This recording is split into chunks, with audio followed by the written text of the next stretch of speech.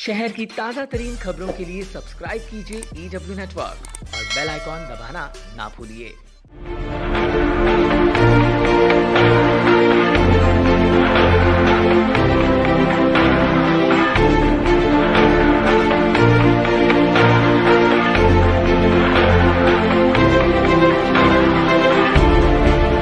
वो हक की लड़ाई लड़ता रहेगा, हक की लड़ाई वो लड़ता रहेगा, जिंदगी की हर जंग वो जीतता रहेगा।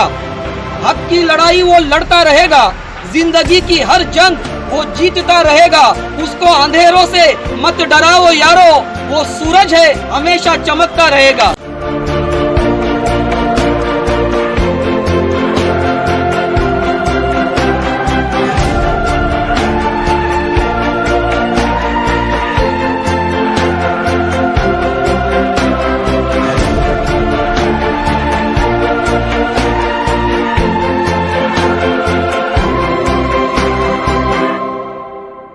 सूरज पाटिल, कांटों से भरे संघर्षों को पार करने वाला कुक्षेत गांव का वो युवा जिसने गांव के हक और अधिकारों की लड़ाई को अस्तित्व की लड़ाई बना दी।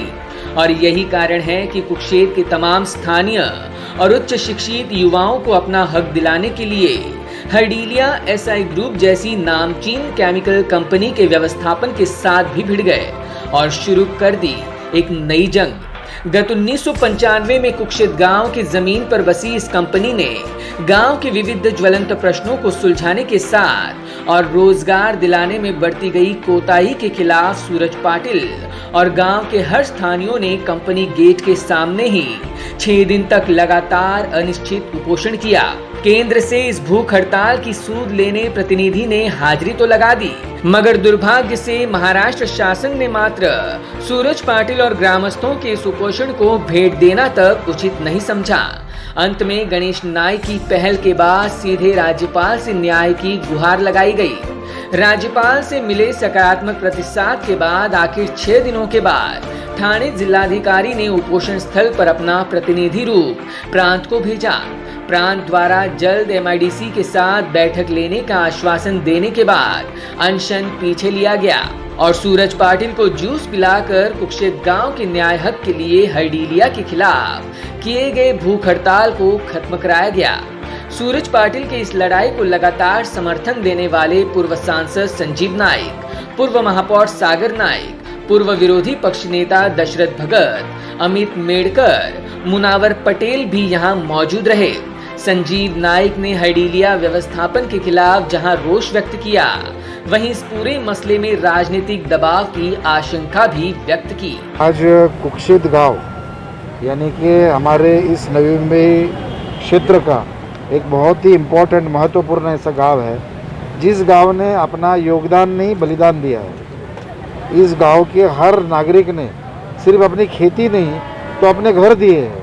और वो घर किसके लिए दिए कि इस देश में उस वक्त आज़ादी के बाद व्यापार बढ़ना चाहिए, उद्योग आने चाहिए, फैक्ट्रियाँ लगनी चाहिए। उस धारणा से इस देश के नागरिक ने अपना ज़मीन दिया है और देश के नागरिक ने ज़मीन दिया, लेकिन ये कुक्षेत गांव के नागरिकों ने अपना घर भी दिया है ताकि यहाँ अगर कुछ फैक्ट्री लग जाती है तो मेरा बच्चा, मेरे आने वाली आगे की जो नस्ल है उसको यहाँ नौकरी मिलेगी, वो पढ़ेगा लिखेगा आगे बढ़ेगा। लेकिन आज दुर्भाग्य से कहना पड़ता है कि हमारे सहयोगी सूरज पाटिल जी, इन्होंने कई दिनों से व्यवस्थापन समिति से उनको लेटर दिया कि भाई आप यहाँ रिक्रूटमेंट कर रहे हो, भर्ती कर रहे हो, लोगों को नौकरी दे रहे हो, अच्छी बात है। अभी इसमें आपने जो लिखित दिया है कि हम यहाँ के लोकल गांव वाले जो है, यहाँ के स्थानिक और जिनकी ज़मीन गई है उनको रोज़गार देंगे, उसके लिए ये चीज़ चाहिए। उस मुताबिक लेटर देने के बाद भी वो कहते हैं कि हम आपको लेंगे नहीं, हम आपसे बात नहीं करेंगे। किसी भी हालत में यहाँ के स्थानीय लोगों को नहीं लेंगे तो कहाँ से लोगों के लेंगे। हमारा कहना है कि आप सबको देना चाहिए, अधिकार सबको है। हम भारत में रहते हैं तो सबका अधिकार है नौकरी पाने का, लेकिन इस जगह की जो ज़मीन गई है उनका पहले हक है। और ये लिखा हुआ है, हमारे एक्ट में है, हमारे कानून में है, हमारे इस देश के संविधान में लिखा है कि स्थानीय जो आदमी ज़मीन देता है उसको पहला हक होता है। और मैं समझता हूँ माननीय गणेश जी नाइक साहब ने इसके बारे में बार बार मीटिंग लगाई, लेकिन व्यवस्थापन आया नहीं। आज आखिर में ये जो महात्मा गांधी जी ने जो अनशन करके अपना रोष, अपना हक जताने का जो काम किया है, वही काम हमारे सूरज पाटिल जी ने किया। लेकिन दुर्भाग्य है कि मैंने जैसे कहा कि हम देश में, हिंदुस्तान देश में रहते हैं कि और कोई देश में रहते हैं, आज यहाँ 6 दिन से वो बैठे हैं। किसके लिए बैठे हैं? अपने खुद के लिए नहीं बैठे हैं। तो हमारे गांव के लड़कों को, लड़का हो लड़की हो, जो पढ़ी है लिखी है और उसको भी रोजगार चाहिए, और यहाँ भर्ती है, उन्होंने ऐड निकाला है कि इतने इतने लोगों की भर्ती कर रहे हैं, लेकिन यहाँ के गाँव वालों को वो लोग वहाँ रिप्रेजेंटेशन करने के लिए जब सूरज पाटिल ने नाम दिया तो बोलते हैं इसमें से किसी को सिलेक्शन नहीं करेंगे। ये कौन सी बात होगी? मैं धिक्कार करता हूँ, मैं निषेध करता हूँ इस ऐसा व्यवस्थापन समिति का कि आप यहाँ के हमारे स्थानीय लोगों को आप जिस तरीके से ठुकरा रहे हैं, ये निंदनीय बात है। देखिए कि उनको खुद तो कोई आ नहीं रहा है, लेकिन अगर कोई आएगा, कोई अगर वर्कर कोई आएगा तो उसको निकाल देंगे, ये धमकी दे रहे। हम कौन से, हम यहाँ तो तानाशाही दादागिरी चल रही है।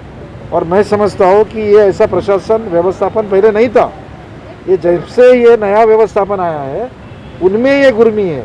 देखिए प्रजातंत्र में आपको ऐसी गुर्मी नहीं चलनी चाहिए। जनता प्रजा जो है ये उसका हक पाने के लिए, देखिए ना यहाँ किसी ने पत्थर उठाया, ना यहाँ किसी ने टायर जलाया, ना यहाँ हाईवे बंद किया। देखिए जो लोकशाही का हथियार है उसको लेकर वो यहाँ अनशन पे बैठे। सूरज पाटिल ने कहा कि हरडीलिया कंपनी के खिलाफ छेड़ी गई जंग पर कुक्षेत्र वासियों को न्याय नहीं मिला तो अगली लड़ाई जिलाधिकारी कार्यालय के बाहर आंदोलन के स्वरूप में होगी। देखिए जन्म जब हुआ, जब आँख खुली तो सामने कंपनी थी, फिर जैसे समझ आई तो मालूम पड़ा कि बुजुर्गों की खेती इन्होंने ले ली, कम दामों में बोलिए या फिर कोई दाम न दिए बिना सरकार के लिए योगदान है करके, और वहाँ बसी हरडीलिया कंपनी जो आज एसआई ग्रुप से जानी जाती है। कुछ लोगों को नौकरी दी, वो भी मालूम पड़ा कि गणेश नाइक साहब का संघर्ष काम आया।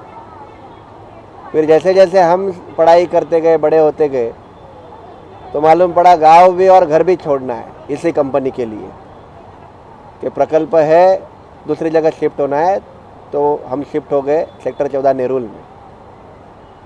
जब हर चीज़ में दौड़म भागी होती रही, नौकरी का अधिकार के लिए गेट पे आना पड़ा, तो मसला सॉल्व नहीं बढ़ता गया।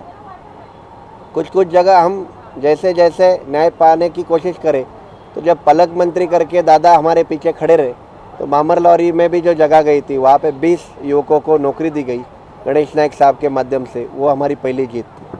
हरडीलिया केमिकल्स में जो मैनेजमेंट थी, पहली गुहार लगाई थी तो 2-5 लोगों को नौकरी की, उन्होंने हमें पॉजिटिवनेस दिखाई। इसके बाद 2016 में एक आश्वासन दिया कि जब भी अभी भर्ती निकलेगी आपको लिया जाएगा। एसआई ग्रुप हर बार बिकती गई, अभी और कोई मालिक आया है, और इनके पास जब गुहार लगाई तो मिलने के भी लिए उनके पास समय नहीं था। तो निश्चित तौर पे हम लड़वैये हैं, लड़ाई करना जन्म से हमें मालूम है, संघर्ष हमारे पीछे हमारे नसीब में लिखा हुआ है। तो निश्चित तौर पे कुक्षेत्र ग्रामस्थ का संघर्ष मेरा खुद का संघर्ष है। और आज मैं शुक्रिया करूंगा गणेश नाइक साहब का कि जिन्होंने मेरी आवाज़ दिल्ली तक पहुंचाई। दिल्ली सेंट्रल से यहाँ पे लोग पूछताछ करने के लिए आए। राज्यपाल जी के पास कुक्षेत्र इतना सा छोटा गांव है, कहा जाए तो ये तो आपके गांव का मसला है ऐसा बोल सकते थे, पर गणेश नाइक साहब का दिल बड़ा है। संजीवी नाइक साहब खुद मेरे साथ, सागर नाइक साहब खुद मेरे साथ चल पड़े, और भगत सिंह कोश्यारी साहब ने जिस हिसाब से मेरी पूछताछ वहाँ पे की कि बेटा 6 दिन से आप भूखे हो, कैसे इतना कर पा रहे हो, कैसे रह रहे हो, तुरंत उन्होंने जिलाधिकारी कलेक्टर साहब को फ़ोन लगाया और इस मामले में खुद जाके मीटिंग लगा के ये कुक्षेत्र के लोग भूमिहीन है, भूमिपुत्र है, इनको न्याय मिलना चाहिए, ये खुद कोश्यारी साहब ने वहाँ पे बयान किया। आज मुझे आनंद है कि यहाँ पे राज्य शासन का कोई नहीं पहुँचा, पर मेरे नेता मेरे पीछे डट के खड़े, और उससे ज़्यादा खुशी ये है कि मेरे गांव का हर एक इंसान मेरे साथ लड़ाई में उसी ठाम से, विश्वास से मेरे साथ खड़ा है। तो ये जीत कुक्षेत्र गांव वालों की है।